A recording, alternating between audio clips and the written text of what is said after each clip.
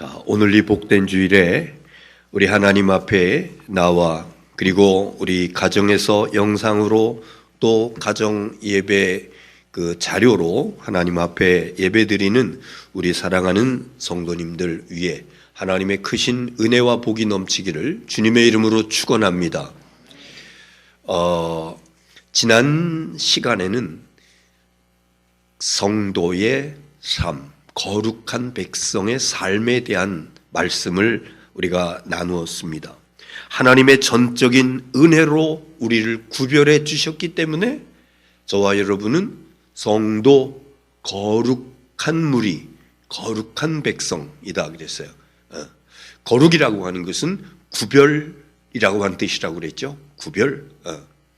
그래서 흠과 티가 많은 나 자신이지만은 하나님께서 거룩하게 구별해 주셔서 우리가 성도가 되었으니 어떻게 살 거냐? 지난 주일 본문 말씀 가운데서 세상을 좇지 말고 하늘을 바라보며 살자. 그리고 두 번째는 대속의 피 공로만을 의지하며 구원의 확신을 가지며 살아가자. 그리고 세 번째는 말씀에 순종함으로 깨끗한 영혼을 유지하며 살아가자라고 하는 말씀을 나눴습니다. 오늘은 그 다음 시간으로 2장 첫 부분에 나와 있는 그런 말씀으로 성도의 신분이 뭐냐? 성도의 신분이 뭐냐? 1절서부터 10절까지 내용을 보면은 성도의 신분에 대해서 자세하게 말씀해 주고 있습니다. 먼저는 성숙한 삶을 위해서 격려해 주시는 그런 말씀이 1절과 2절에 있는 말씀인데요. 먼저 한번 보겠습니다. 1절 시작. 그러므로 모든 악독과 모든 기만과 외식과 시기와 모든 비방하는 말을 버리고 하나님의 거룩한 백성으로 우리가 살아가면서 꼭 간직해야 될 것 가운데 버려야 될 것이 있다. 그 다음에 그 다음 절 2절 한번 보세요. 시작. 갓난 아이들같이 순전하고 신령한 젖을 사모하라. 이는 그로 말미암아 너희로 구원에 이르도록 자라게 하려 함이라. 먼저는 버려야 될 것이 있고 그 다음에 두 번째는 사모하라. 사모해야 된다. 이것이 바로 성숙한 삶을 살아가는 하나님의 거룩한 백성들의 모습이다. 먼저 1절에 말씀하고 있는 버려야 될 것이 뭐가 있는가? 1절에 말씀하고 있는 것 가운데서 우리가 버려야 될 것 한번 1절 보세요. 보니까는 거기 몇 가지를 말씀하고 있죠. 모든 악독과 그 다음에 모든 기만과 그 다음에 외식과 그 다음에 시기와 그 다음에 모든 비방하는 말, 이거 버려야 우리 신앙이 성숙할 수 있다. 이거 있어도 그리스도인이 안 되는 건 아니에요.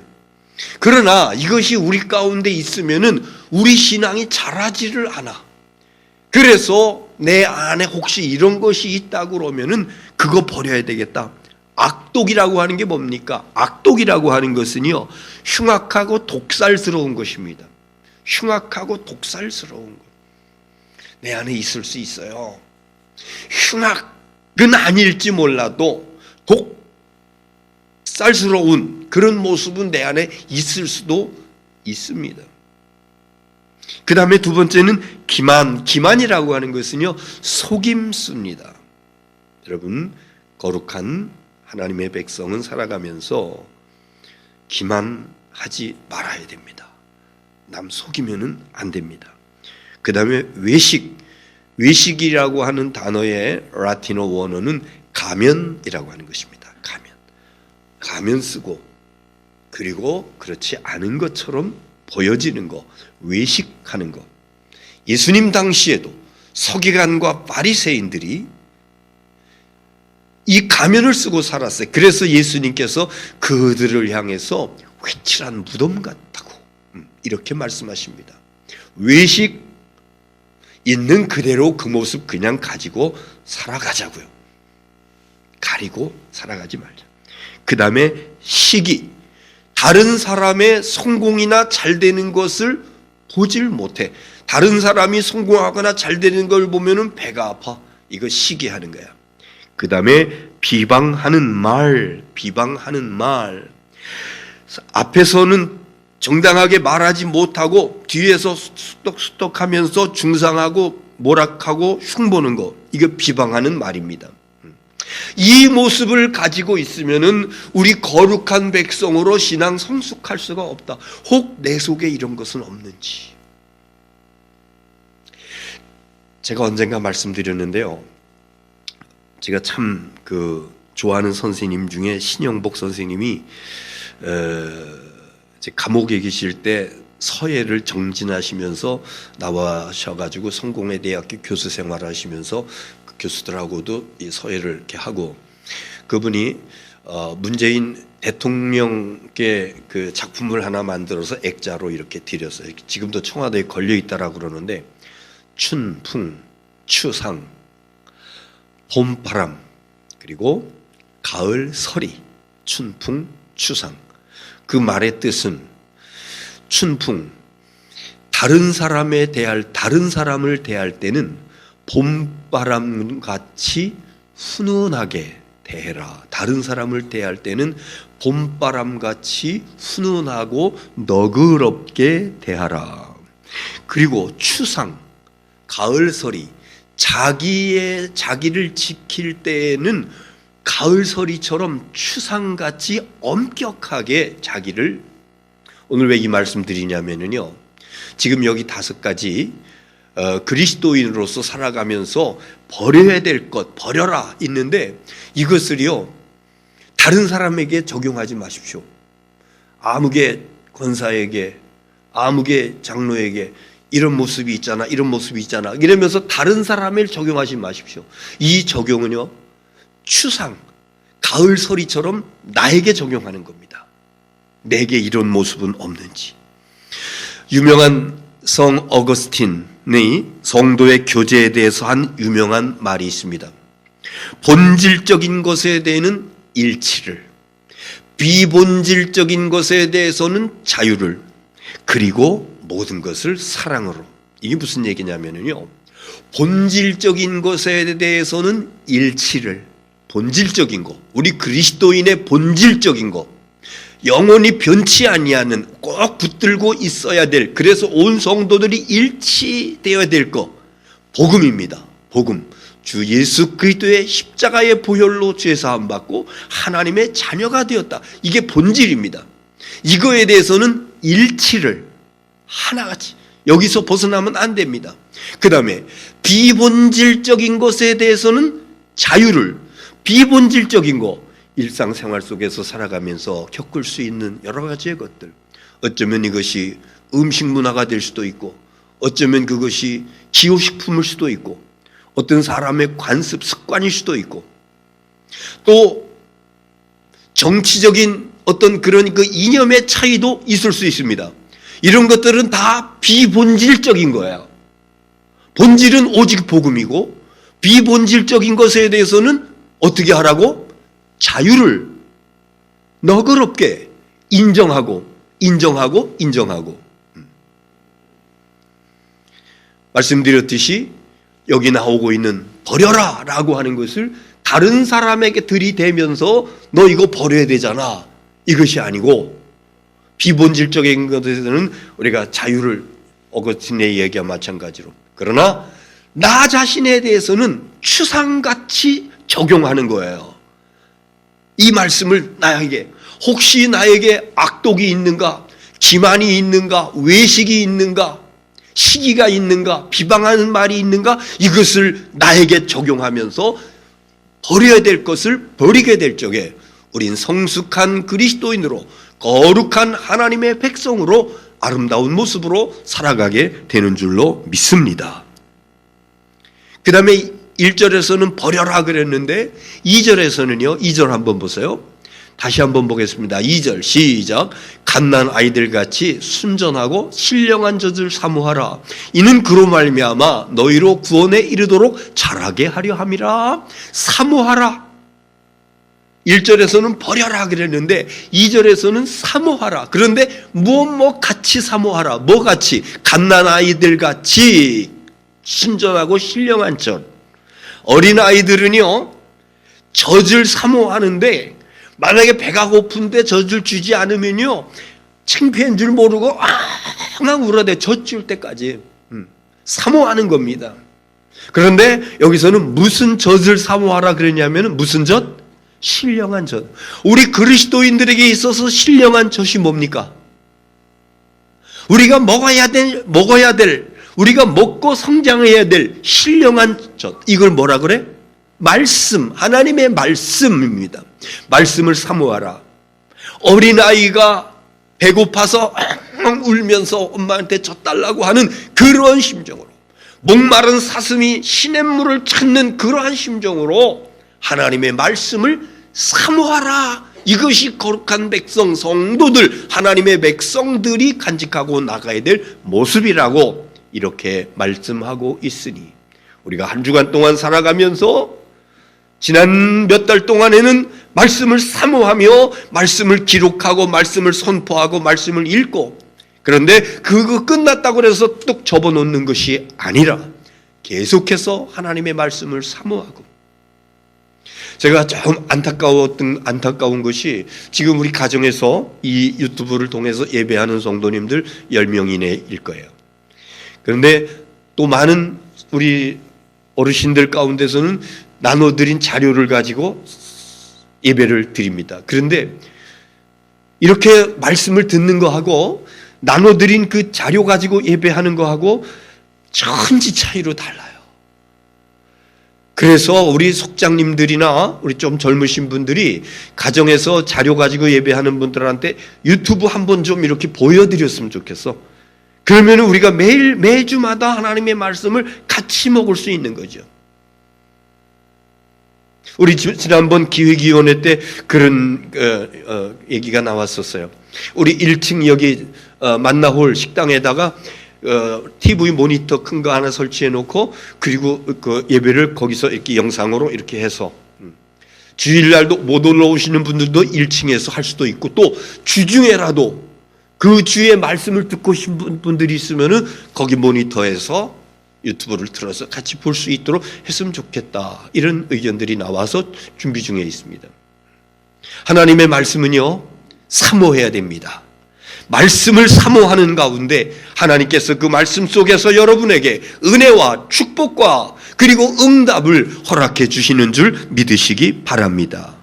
자, 그다음에 사도 베드로는요 성도의 신분이 뭐냐라고 하는 것에 대해서 말씀하고 있는데, 내가 성도가 되었다는 것이 무엇을 의미하는지, 나는 도대체 어떤 사람인지, 내가 그리스도 안에서 새로운 사람이 되었다고 하는 것은 무엇을 의미하는지, 여기에 대해서 명확하게 말씀해 주고 있습니다. 자, 5절에 있는 말씀 같이 보겠습니다. 5절 시작.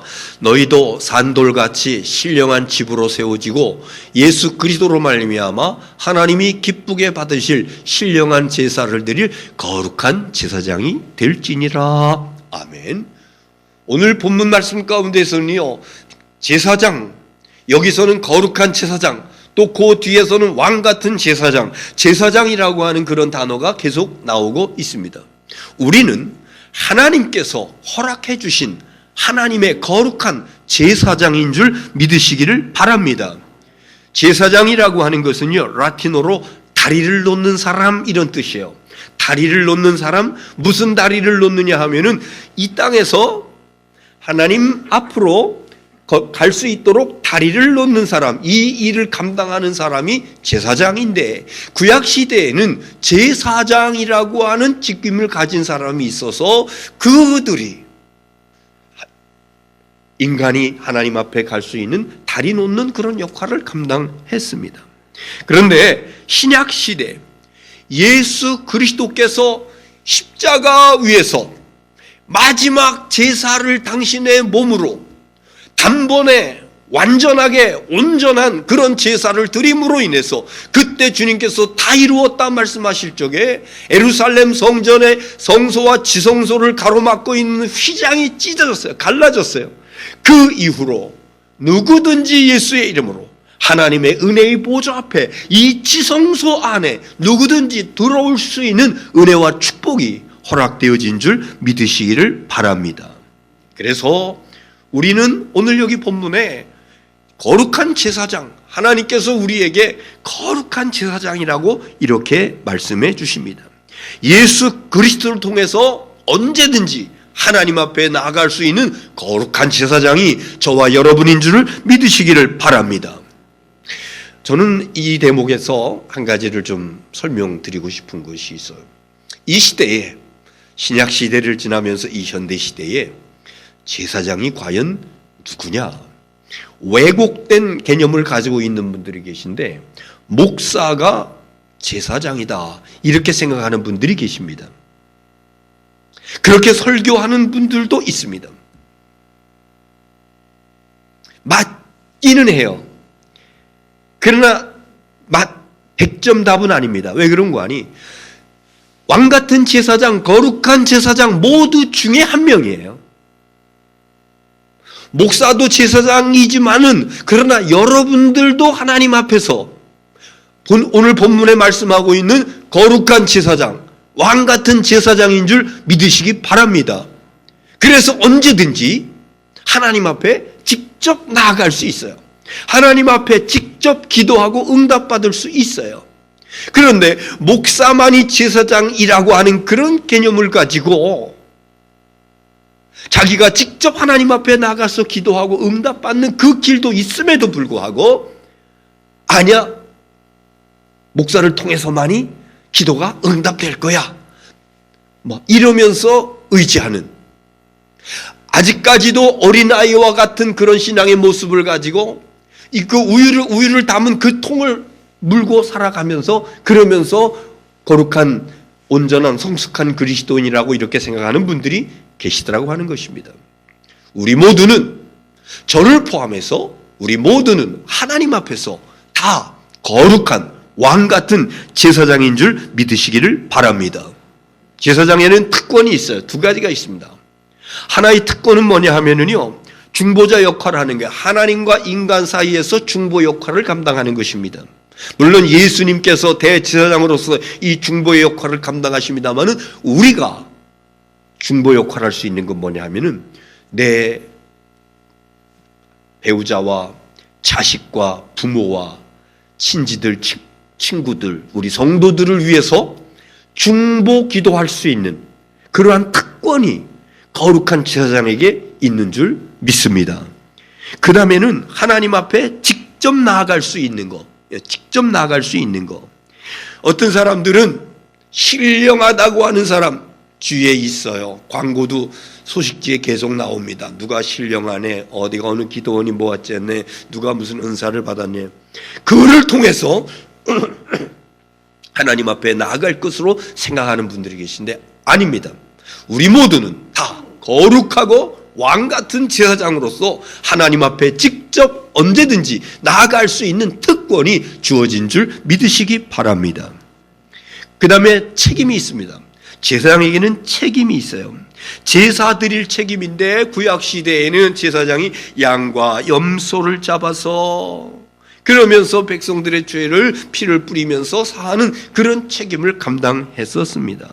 그러나 이제 그런 제사는 예수 그리스도의 십자가와 더불어서 끝나버렸습니다.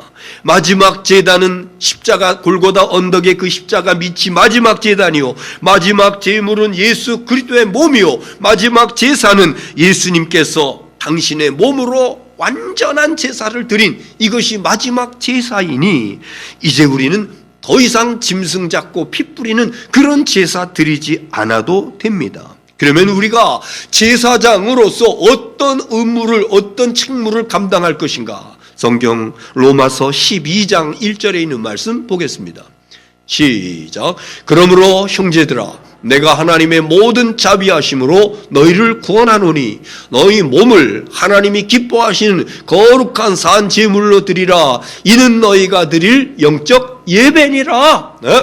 너희 몸을 하나님이 기뻐하시는 거룩한 산 제물로 드리라. 우리가 거룩한 제사장으로, 왕같은 제사장으로 하나님께서 우리에게 주신 몸을 가지고 사명 감당하는 것입니다. 지난주 중에도 여러분들이 이제 교회에 올라와서 기도도 하시고 청소도 하시고 소독도 하시고 여러 가지의 봉사들을 코로나로 인해서 우리가 주일에 몇 번씩 모이는 모임을 하진 않더라도 개인적으로 주의 제단에 오르면서 이것저것을 돌아보고 하는 이것이 뭐야? 몸으로 하나님 앞에 산제사 드리는 겁니다. 주님의 이름으로 하나님께서 나에게 주신 재능을 가지고 나에게 주신 건강을 가지고 사방으로 다니면서 하나님의 백성들, 하나님께서 사랑하시는 천하보다 귀한 영혼들을 돌아보고 섬기고 사랑하고 나누는 이 아름다운 모습들이 제사장의 첫 번째 책무, 너희 몸으로 하나님 앞에 거룩한 산 제사 드리는 충성하는 저와 여러분 될 수 있기를 주님의 이름으로 축원합니다. 그 다음에 히브리서 13장 15절입니다. 히브리서 13장 15절 시작. 그러므로 우리는 예수로 말미암아 항상 찬송의 제사를 하나님께 드리자. 이는 그 이름을 증언하는 입술의 열매. 무슨 제사를 하나님께 드리자? 찬송의 제사. 찬송. 하나님 기뻐 받으시는 거룩한 제사장인 하나님의 백성들 저와 여러분이 하나님 앞에 드려야 될 그 제사 가운데 하나님 기뻐 받으시는 것은 찬송의 제사. 그래서 우리가 드려지는 찬송이 얼마나 귀한지요. 오늘도 우리 찬양을 위해서 우리 반주를 이렇게 아름답게 해주시고 또 반주에 맞춰서 우리가 한 목소리로 같이 찬양을 하고 교회 안에는 여러 가지 그 찬양의 은사를 받은 그런 분들이 있습니다. 연주하면서 연주하는 그런 것들도 하나님께서 주신 은사 중에 하나입니다. 갈고 닦아서 기회가 될 때마다 찬송의 제사를 찬미의 제사를 우리가 지금 찬양대 운영을 하지 못하고 있습니다만은 그렇다 할지라도 개인적으로라도 하나님께서 주신 은사, 찬양의 은사, 하나님 기뻐 받으시는 찬송의 제사 이거를 절제하지 아니하고 때가 될 때마다 하나님 찬미를 받아 주시옵소서. 하나님 이 찬송의 제사를 받아 주시옵소서. 그 중심으로 매일매일 하나님 앞에 찬송의 제사를 드리는 우리 모두가 다 될 수 있기를 주님의 이름으로 축원합니다. 9절 말씀 보겠습니다. 9절 시작. 그러나 너희는 택하신 족속이요 왕같은 제사장들이요 거룩한 나라요 그의 소유된 백성이니 이는 너희를 어두운 데서 불러내어 그의 기이한 빛에 들어가게 하시니에 아름다운 떡을 선포하게 하려 하심이니라. 하나님께서 저와 여러분을 택해 주셨다. 택한 족속이요 그리고 왕같은 제사장을 삼아 주셨다. 그리고 거룩한 나라, 거룩한 나라의 백성, 거룩한 나라요 그의 소유된 백성이니 하나님께서 우리를 택해 주시고 왕같은 제사장을 삼아 주시고 거룩한 나라의 백성으로 삼아 주셨는데 그 이유가 뭐냐? 하나님께서 왜 우리에게 이런 놀라운 은혜를 주셨는고 하니 바로 그 후반부에 나와 있는 그 다음에 한번 보세요. 네. 백성이니 하나 둘 세 번째 줄 이는 너희를 시작. 이는 너희를 어두운 데서 불러내어 그의 기이한 빛에 들어가게 하시니에 아름다운 덕을 선포하게 하려 하심이니라. 아멘. 과거에 하나님을 알지 못할 때에는요 어두운 데 있었습니다. 너희를 어두운 데서 불러내어 그의 기이한 빛으로 들어가 하나님께서 우리를 어둠에서 불러내어서 하나님의 빛으로 들어가게 해 주셨습니다. 이 하나님의 아름다운 덕, 어둠에서 빛으로 들어갈 수 있도록 우리에게 은혜를 주신 하나님의 아름다운 덕을 뭐 하라고? 선포하라고 이겁니다. 하나님께서 왜 우리를 택해 주시고 왕같은 제사장 삼아 주시고 거룩한 나라 백성을 삼아 주셨냐? 그 이유가 뭐냐? 우리를 어둠 가운데서 빛으로 인도해 내신 하나님의 아름다운 덕을 뭐 하라고? 선포하라고. 이거의 전도입니다. 내가 어둠에서 빛으로 나와서 하나님께 나에게 은혜를 주셨어. 이거 선포하는 거야. 이것을 위해서 하나님께서 저와 여러분에게 왕같은 제사장, 거룩한 백성 삼아 주신 줄로 믿습니다. 결론은요 10절을 보겠습니다. 시작. 너희가 전에는 백성이 아니더니 이제는 하나님의 백성이요 전에는 긍휼을 얻지 못하였더니 이제는 긍휼을 얻은 자니라. 아멘. 사도 베드로는요 벅찬 감정으로 지금 고난 가운데 억압 가운데 지하 동굴에 살고 있는 그리스도인들에게 이렇게 얘기합니다. 너희가 전에는 백성이 아니더니 이제는 하나님의 백성이고 전에는 긍휼을 얻지 못하였더니 이제는 하나님의 긍휼을 받은 백성이 되었다. 그러니까 어찌 우리가 하나님을 찬양하지 않을 수 있을까? 어찌 하나님을 향해서 감사와 영광을 돌리지 않을 수가 있는가? 저와 여러분의 신분을 오늘 이 시간 다시 한번 확인하시고 그 신분에 걸맞는 삶을 우리가 잘 살아감으로 인해서 하나님의 아름다운 덕을 선포하는 저와 여러분 될 수 있기를 주님의 이름으로 축원합니다. 기도하겠습니다.